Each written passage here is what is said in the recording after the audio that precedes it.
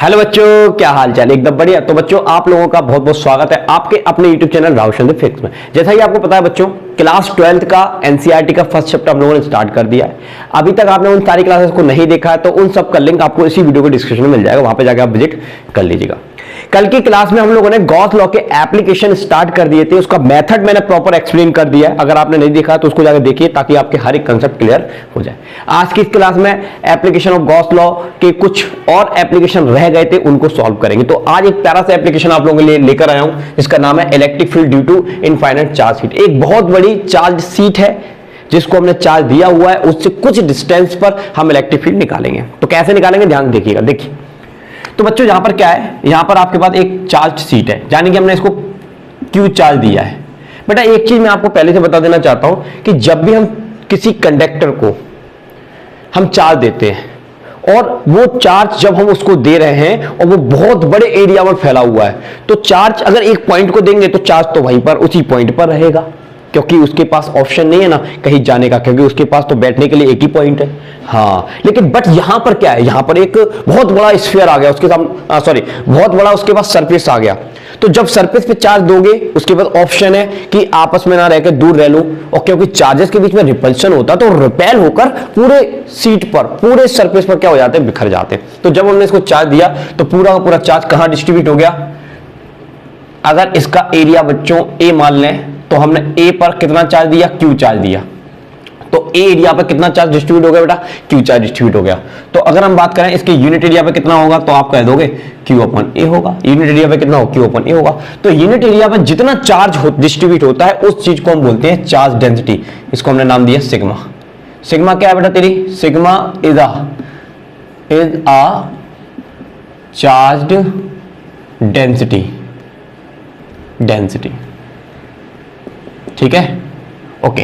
तो per unit area पर जितना चार्ज होता है उसको क्या कहते हैं, सिग्मा कहते हैं। क्लियर है, तो ये चीज याद रखिएगा, इसमें हम कहीं यूज करेंगे। आइए अब बेटा हमको इसको गॉस लॉ के बेस्ड पर इलेक्ट्रिक फील्ड निकालना है, गॉस लॉ का यूज करके इलेक्ट्रिक फील्ड निकालना है। तो देखो बेटा, ये आपकी सीट है, इससे इसके सेंटर से आर डिस्टेंस पर, कितनी डिस्टेंस बेटा, आर डिस्टेंस पर मैंने एक पॉइंट पी कंसीडर कर लिया। ठीक है, अब यहां पर इलेक्ट्रिक फील्ड निकालना, तो गॉस लॉ आपको ये कहता है कि अगर आप किसी पॉइंट पर इलेक्ट्रिक फील्ड निकालना चाहते हैं तो आपको एक गॉसियन सरफेस बनानी पड़ेगी, और वो सरफेस ऐसी होनी चाहिए जो कि सिमेट्रिकल हो।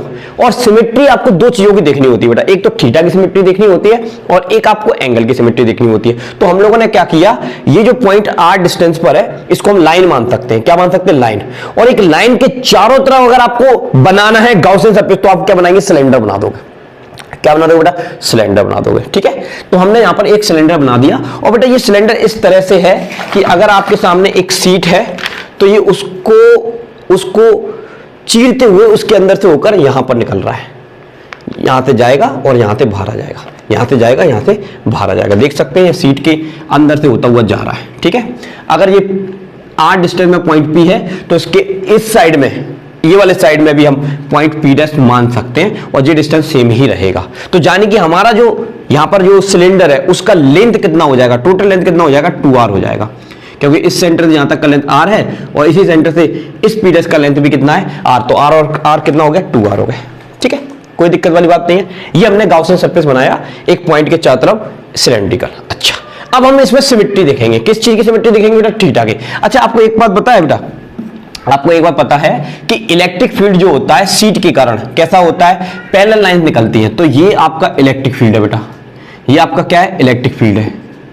अगर ये सीट का सरफेस इधर है तो इलेक्ट्रिक फील्ड इस डायरेक्शन में होगा, लेकिन चार्ज बेटा क्या आपके इधर ही है, चार्ज इधर भी तो है, और इधर के चार्ज का इलेक्ट्रिक फील्ड इधर की तरफ होगा। तो यहां पर देखेंगे तो इलेक्ट्रिक फील्ड ऐसे होगा, यहां पर देखेंगे तो इलेक्ट्रिक फील्ड कहां होगा, इधर की तरफ होगा। यानी कि ये इलेक्ट्रिक फील्ड डायरेक्शन है ई वेक्टर, और ये भी किसकी डायरेक्शन है, इलेक्ट्रिक फील्ड की ई वेक्टर। अरे आप समझिए ना बेटा, ये आपका सरफेस है, सीट है, यहां पर भी चार्ज है आपका, यहां पर भी चार्ज है। तो इस चार्ज का इलेक्ट्रिक फील्ड सामने की तरफ है, परपेंडिकुलर दिस सरफेस, और इस चार्ज का इलेक्ट्रिक फील्ड पीछे की तरफ है, परपेंडिकुलर दिस सरफेस। ठीक है साहब, चलो इतनी बात समझ में आई। अब अगली चीज हम बात करते हैं। अब हम क्या करते हैं कि ये जो यहां पर देखिए जो सिलेंडर आपने कंसीडर किया है, इस सिलेंडर में दो तरह के सरफेस होते हैं बेटा, ध्यान समझना। देख इधर ध्यान, बात समझ। ये मान ले तेरा सिलेंडर है, ठीक है, इस सिलेंडर में ये वाला जो सरफेस होता है इसको कर्व्ड सरफेस बोलते हैं। क्या बोलते हैं बेटा, कर्व्ड। और ये जो सरफेस होता है इसको बोलते हैं फ्लैट सरफेस। तो इस सिलेंडर में दो फ्लैट सरफेस हैं, एक ये वाला और एक ये वाला, और ये क्या है, एक कर्व सरफेस। तो यहां पर हम 3 बार फ्लक्स कैलकुलेट करेंगे 3 सरफेस के लिए, एक कर्व सरफेस के लिए और 2 फ्लैट सरफेस के लिए। आइए समझिए। तो पहले हम क्या करेंगे, यहां पर एक छोटा सा एरिया कंसीडर कर लेंगे DA, और इस DA का एरिया वेक्टर क्या होगा, DA वेक्टर, जो कि इस इलेक्ट्रिक फील्ड के साथ कितना एंगल बना रहा है बेटा, 0 डिग्री एंगल बना रहा है। ठीक है साहब, क्योंकि एरिया वेक्टर भी तो परपेंडिकुलर टू द सरफेस होता है, सरफेस के परपेंडिकुलर होता है, और जिस डायरेक्शन में तेरा इलेक्ट्रिक फील्ड है उसी डायरेक्शन में एरिया वेक्टर है, और ये जो थीटा होता है वो एरिया वेक्टर और इलेक्ट्रिक फील्ड के बीच का होता है, तो एंगल कितना आ गया, 0 डिग्री। सही बात करें, चल ठीक है, बहुत बढ़िया। अच्छा, इसी तरह से अगर तुम यहां पर भी एक छोटा सा सरफेस मानते हो, देखो इन दोनों का साइज तो सेम है, तो जितना एरिया इसका होगा उतना एरिया इसका भी होगा, तो ये भी तेरा डी है, तो इसका भी अगर एरिया वेक्टर लेगा तो इसी डायरेक्शन में आएगा, डीए वेक्टर आ जाएगा। वो इस इलेक्ट्रिक फील्ड का कितना एंगल बना रहा है साहब, 0 डिग्री एंगल बना रहा है। कितना एंगल बना रहा है, 0 डिग्री। इतनी बात समझ में आई। अच्छा साहब, अब हम बात करते हैं इसके कर्व सरफेस की। देखो ये तुम्हारा कर्व सरफेस है, अगर यहां पर आप छोटा सा एरिया लेते हो, डीएस मान लो इसको, क्या मान लो, डीएस, तो इसका एरिया वेक्टर तो तेरा परपेंडिकुलर हो जाएगा डीएस वेक्टर, लेकिन इलेक्ट्रिक फील्ड तो बेटा तेरा इस डायरेक्शन में है ना, ये तेरा इलेक्ट्रिक फील्ड है, तो कितना एंगल बन रहा है, 90 डिग्री। यानी कि कर्व सरफेस के लिए हर जगह अगर आप डीएस कंसीडर करोगे तो आपको एंगल इलेक्ट्रिक फील्ड के साथ एरिया वेक्टर का एंगल जो होगा वो एरिया वेक्टर के साथ इलेक्ट्रिक फील्ड का हमेशा 90 डिग्री मिलेगा कर्व सरफेस के लिए। तो तेरी ये सिमेट्री हो गई, यानी कि ये वाला जो गाउसियन सरफेस है वो यहां पर इस पॉइंट के लिए क्या है, सिमेट्रिकल है। कैसा सरफेस है, सिमेट्रिकल सरफेस है। ठीक है बेटा, चलिए आइए अब इसकी कैलकुलेशन करते हैं। तो कैलकुलेशन करना कोई दिक्कत वाली बात नहीं है, तो हम लिखेंगे total flux linked with a Gaussian surface। तो इस सरफेस से लिंक्ड, गाउसियन सरफेस से लिंक्ड हम निकालेंगे इलेक्ट्रिक फ्लक्स। देखो फाई इक्वल टू क्या हो जाएगा, close integration E vector dot D S vector, right, ये हो जाएगा आपका। अब देखो इसी चीज को चलो बेटा ऐसे लिख लेते हैं अपन। कैसे लिख लेते हैं, ऐसे लिख लेते हैं, E vector dot D S vector क्या होता है तुम्हारा, close integration E D S cos theta होता है। ठीक है बच्चों। अच्छा, अब बेटा जो आपकी कैलकुलेशन है वो 3 हिस्सों में हो रही है। 2 फ्लैट सरफेस हैं आपके, एक लेफ्ट और राइट वाला, और एक आपका क्या है, कर्व सरफेस है। तो ठीक है, तो हम लिख लेंगे, ये हम कैलकुलेशन कर रहे हैं किसके लिए, कर्व सरफेस के लिए, कर्व्ड सरफेस। तो पहली कैलकुलेशन कर्व सरफेस के लिए, तो क्या फॉर्मूला बनेगा, E D S cos 90 degree. देखो ना, कर्व सरफेस के लिए एंगल कितना है बेटा, 90 डिग्री। आप कहीं पर भी कर्व सरफेस ले लीजिए, डीएस यहां पर भी लेंगे, तब भी डीएस वेक्टर का इलेक्ट्रिक फील्ड के साथ एंगल 90 डिग्री ही आएगा।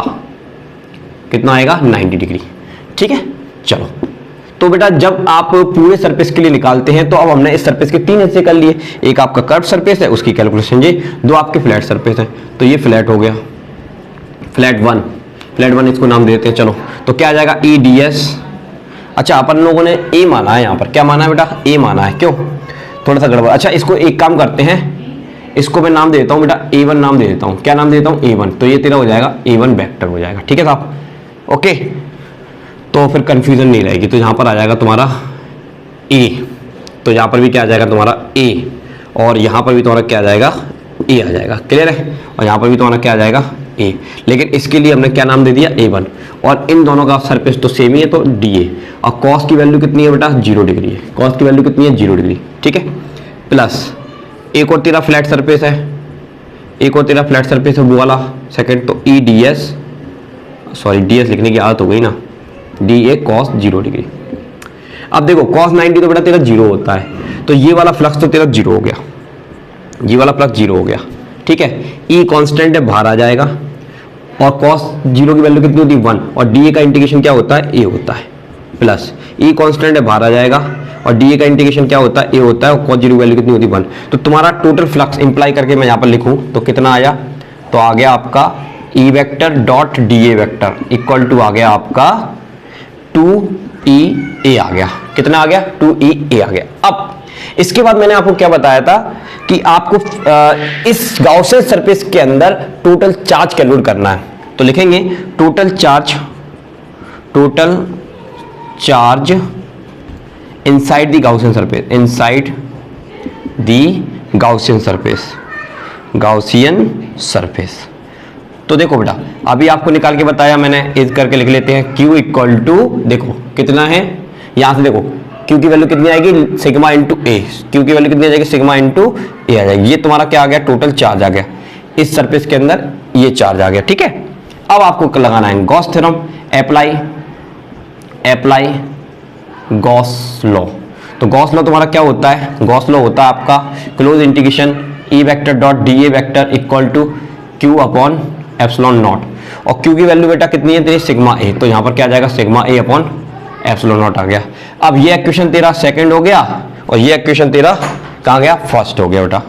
ठीक है, अब देखो बच्चों अब हम क्या करेंगे, इक्वेशन फर्स्ट और इक्वेशन सेकंड को कंपेयर कर लेंगे। तो कंपेयर कर लेंगे तो ये वाला हिस्सा तो कैंसिल हो जाएगा बेटा, तुम्हारे सामने क्या आ जाएगा 2EA equal to sigma A upon epsilon naught. ठीक है साहब, ए से ए कैंसिल हो गया, 2 नीचे चला जाएगा तो इलेक्ट्रिक फील्ड कितना आ गया सिग्मा अपॉन 2 एप्सिलॉन नॉट। तो देखिए याद क्या आ गया हमारा, इस सीट के कारण किसी पॉइंट पर इलेक्ट्रिक फील्ड का फॉर्मूला अच्छे से याद कर लेना बेटा, E इक्वल टू क्या होता है सिग्मा अपॉन 2 एप्सिलॉन नॉट होता है। यानी कि आपका जो इलेक्ट्रिक फील्ड है बेटा वो चार्ज डेंसिटी पर डिपेंड करता है कि पर यूनिट चार्ज पर, पर यूनिट एरिया पे कितना चार्ज है उस पर डिपेंड करता है। अच्छा एक चीज मेरे को बताओ, यहाँ पर जैसे ये डिस्टेंस है R डिस्टेंस पे आपने इलेक्ट्रिक फील्ड निकाला, अगर मैं इस डिस्टेंस को R से बढ़ाकर 2R कर देता हूं, कितनी कर देता हूं 2R, तो इलेक्ट्रिक फील्ड पर क्या इफेक्ट पड़ेगा बताइए, क्या पड़ेगा?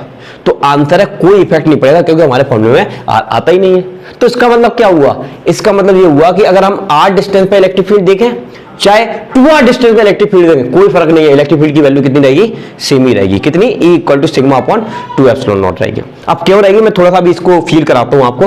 फिलहाल ये चीज आपको समझ में आ गई, इसको पॉज करिए, नोट करिए बेटा, पॉज कर लिए, नोट कर लिए। अब मैं आपको थोड़ा सा फील करा देता हूं इस बात को कि ऐसा क्यों हो रहा है, इसको रब कर देते थोड़ा थोड़ा। बात करें बेटा पॉइंट चार्ज की, पॉइंट चार्ज के चारों तरफ जो इलेक्ट्रिक फील्ड होता है वो रेडियली आउटवर्ड होता है बेटा, ऐसे होता है। ठीक है, ये इस तरह का इलेक्ट्रिक फील्ड बनता है पॉइंट चार्ज के चारों तरफ, इस तरह से ये पॉइंट चार्ज के चारों तरफ इलेक्ट्रिक फील्ड निकल रहा है। ठीक है, इस तरह से अगर आप यहां पर एक क्लोज सरफेस कंसीडर करते हो, यहां पर इस एरिया में ए में, तो यहां पर कुछ इलेक्ट्रिक फील्ड आपको मिलेगा।